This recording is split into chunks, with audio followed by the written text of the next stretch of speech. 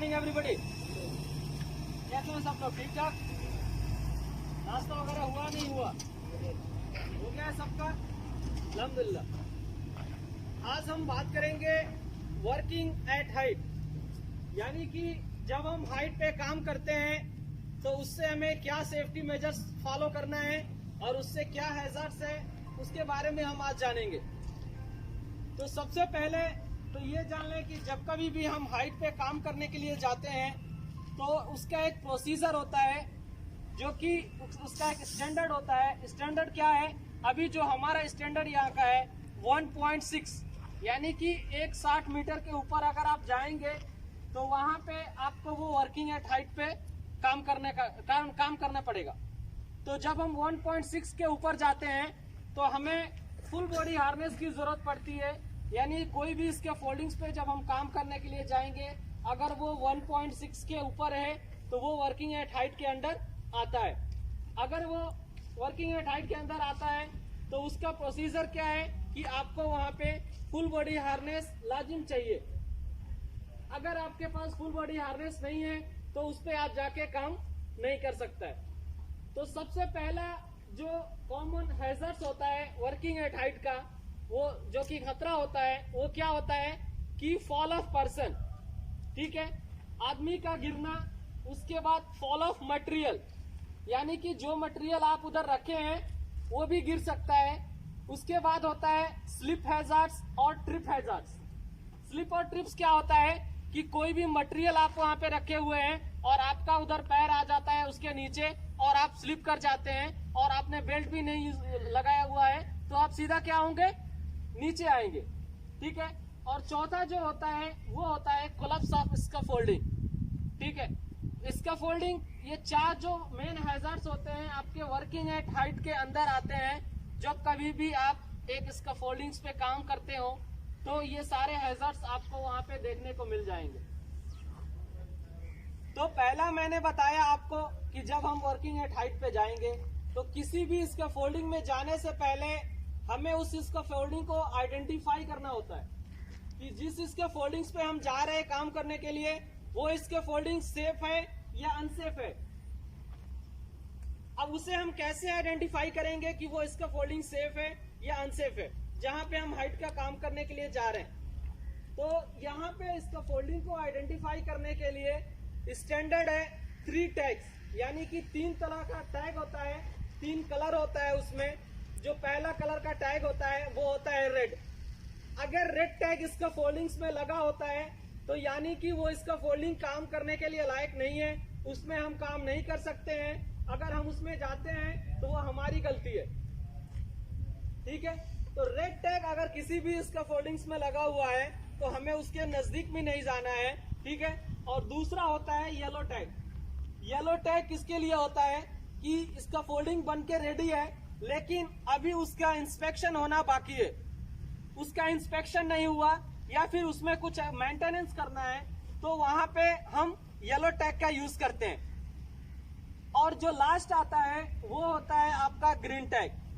कोई भी इसका फोल्डिंग में अगर ग्रीन टैग है तो यानी हम उससे आइडेंटिफाई कर लिए हैं कि वो इसका फोल्डिंग सेफ है, उसमें हम काम कर सकते हैं। और ग्रीन टैग जब भी लगता है तो ये सारी चीजें देख के लगाया जाता है कि जो भी इसका फोल्डिंग बनाया हुआ है वो इसका फोल्डिंग आपका सेफ है, उसमें कोई भी डिफेक्ट नहीं है, उसमें जाके आसानी से हम काम कर सकते हैं, इसलिए हम वहां पे ग्रीन टैग का यूज करते हैं। तो वो काम होता है हमारा स्कैफोल्डिंग इंस्पेक्टर का, जो कि स्कैफोल्डिंग्स को इंस्पेक्ट करके उसके बाद टैग प्रोवाइड करता है, ठीक है।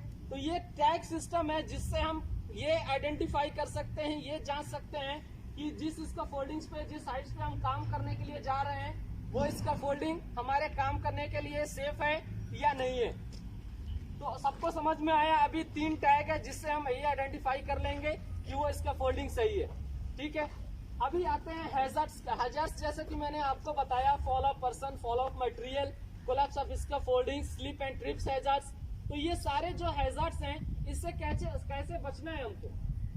तो सबसे पहले फॉल ऑफ पर्सन के लिए आपको क्या करना है कि फुल बॉडी हार्नेस का यूज करना है, ठीक है। अगर आप फुल बॉडी हार्नेस का यूज करते हैं प्रॉपर तरीके से तो आप गिरने का जो चांस है वो मैक्सिमम कम हो जाता है। ठीक है, उसके बाद आपका आता है slip and trip. Slip and trip कब होता है? जब वहां पे आप इसका फोल्डिंग्स के ऊपर तमाम तरह का मटेरियल फैला के रखे होंगे, जो कि मटेरियल आपको अरेंज करके नहीं रखे होंगे, और इसलिए आपको वहां पे स्लिप एंड ट्रिप्स का हैजर्ड का सामना करना पड़ सकता है। तो इससे बचने के लिए हम क्या कर सकते हैं कि हमें जितनी जरूरत है मटेरियल की उतना ही हम इसका फोल्डिंग्स के प्लेटफॉर्म पे रखें, बाकी का सारा मटेरियल ग्राउंड फ्लोर पे रखें। जब हमें जरूरत हो फिर उठा के लेके जाएं और अरेंजमेंट करके रखें। ऐसा कोई भी मटेरियल अगर आप स्प्रेड करके फैला के रखेंगे तो वो क्या होगा, फिर बाद में स्लिप एंड ट्रिप्स का हैजर्ड आपके सामने बना रहेगा। ठीक है, दूसरा उसके बाद जो आपका हैजर्ड है वो होता है आपका कोलैप्स। इसका फोल्डिंग कोलैप्स कब होता है? जब आपका ग्राउंड लेवल्स नहीं होता है, इसका फोल्डिंग में कोई अंदर डिफेक्ट होता है। तो जैसे कि मैंने बताया, अगर कोई भी डिफेक्ट है तो वहां पे आपको रेड टैग मिल जाएगा। तो अगर रेड टैग मिलता है तो वहां पे फिर आपको आप काम नहीं करना है। और मोस्ट इम्पोर्टेंट थिंग्स ये है कि इसका फोल्डिंग पे कभी भी ओवरलोड मटेरियल आपको नहीं रखना है। अगर आप ओवरलोड मटेरियल रखते हैं तो भी इसका फोल्डिंग कोलैप्स होने का चांस 100% बढ़ जाता है। तो जब आप उससे वेट से ज्यादा मटेरियल उस पर रखेंगे तो जाहिर सी बात है वो उसको नीचे आना ही आना है। तो ये सारे उसके मेजर्स हैं जिसको आपको ध्यान में रखते हुए आपको करना है। अगर आप इस तरह से आप फॉलो अप करते हैं प्रोसीजर जो इसका है तो आप सेफ रहेंगे, अन्यथा आप खुद समझ सकते हैं कि हम सेफ हैं या अनसेफ हैं। बात समझ में आ रही है सबको? तो कभी भी इसका फोल्डिंग पे जब काम करने के लिए आप लोग जाओ तो ये सारी चीजें पहले चेक करो कि इसका फोल्डिंग जिस पे हम जा रहे हैं वो हाइट 1.6 के ऊपर अगर है तो उसमें टैग जो भी लगा हुआ है वो टैग किस टाइप का टैग है, येलो है, ग्रीन है या फिर रेड है। और ऊपर जाने से पहले अगर 1.6 के ऊपर है तो हमें हार्नेस की जरूरत है, तो अपना हार्नेस लेके पहन के नीचे से पहन के जाना है, ना कि ऊपर जाके पहनना है। ठीक है, कई लोगों की हैबिट होती है कि ऊपर चले जाएंगे, बाद में नीचे से बोलेंगे ए थोड़ा हार्नेस दे दो, मेरे को पहनना है ऊपर। ठीक है, तो ये जो प्रैक्टिस है ये प्रैक्टिस आप छोड़ दो, क्योंकि अगर खुदा ना खास्ता आप ऊपर गए और पता चला ऊपर एक मैनहोल है, ओपनिंग है, और उससे आप नीचे आ गए, बेल्ट तो आपने लगाया नहीं था, बेल्ट तो आपको सोचे कि हम ऊपर जाके लगाएंगे, तो इससे क्या होगा, आपका ही नुकसान है। इसलिए कभी भी जो हार्नेस है वो आपको नीचे से पहन के और अच्छे से आपको उस पे जाना है। और दूसरा चीज जो है, लेडर पे कभी भी चढ़ते समय आपका दोनों हाथ फ्री होना चाहिए। ऐसा नहीं कि एक हाथ में हम मटेरियल पकड़े हुए हैं और एक हाथ से लैडर पे हम चढ़ रहे हैं, तो उस दौरान आपको गिरने का 120% चांस है। क्योंकि जब आप एक पैर दूसरे पैर के ऊपर लेके जाते हैं स्टेप के, तो आपका हाथ जो है फ्री हो जाता है। एक फ्री हो जाता है क्योंकि एक हाथ में आपने मटेरियल पकड़ा हुआ है। अगर आपके हाथ फ्री ऑफ है तो वहां पे आपको सेफ रहेंगे और आप आसानी से उस पर चढ़ सकते हैं, कोई दिक्कत नहीं होगा। क्योंकि आप एक हाथ छोड़ेंगे तो एक हाथ से पकड़ेंगे, लेकिन जब आप आपके हाथ में एक मटेरियल रहेगा तो जब आप एक हाथ छोड़ेंगे तो दोनों हाथ आपका फ्री रहेगा और आप सीधा इसका लैडर्स पे खड़े रहेंगे। तो इनकेस अगर थोड़ा भी आपका पैर स्लिप होता है तो सीधा आप कहाँ आएंगे, नीचे। तो इसका फोल्डिंग पे लैडर पे चढ़ते समय कभी भी ध्यान रखें कि हाथ में कोई भी मटेरियल ना हो। जो भी मटेरियल लिफ्टिंग करना है उसका प्रोसीजर है, उस प्रोसीजर के अनुसार आप उसको लिफ्टिंग करें, या फिर आप उसको रस्सी से बांध के फिर ऊपर ले लें। ठीक है, लेकिन हाथ में लेके उसको सीढ़ी पे लैडर पे नहीं चढ़ना। बात समझ में आई सबको?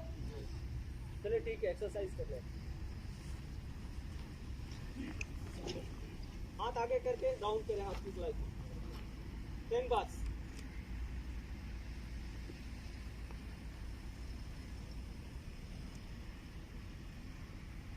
रिवर्स।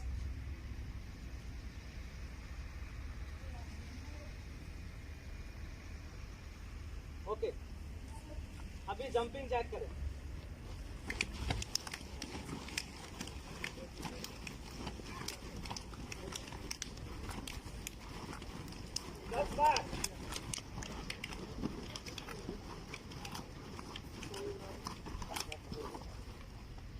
अभी कमर को पकड़े, गोल गोल राउंड करें, 5 बार लेफ्ट 5 बार राइट।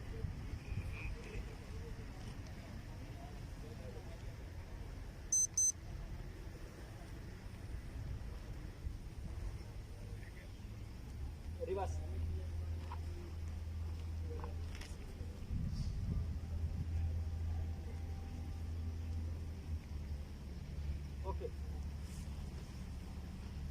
हाथ को ऐसे ऊपर करें, ऐसे पीछे जाए, नीचे झुके। 10 बार।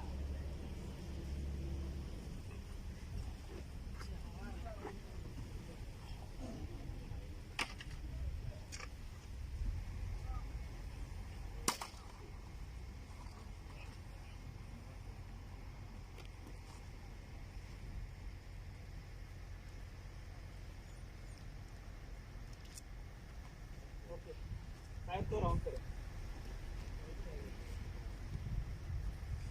5 बार लेफ्ट, 5 बार राइट। ओके, दूसरा वाला।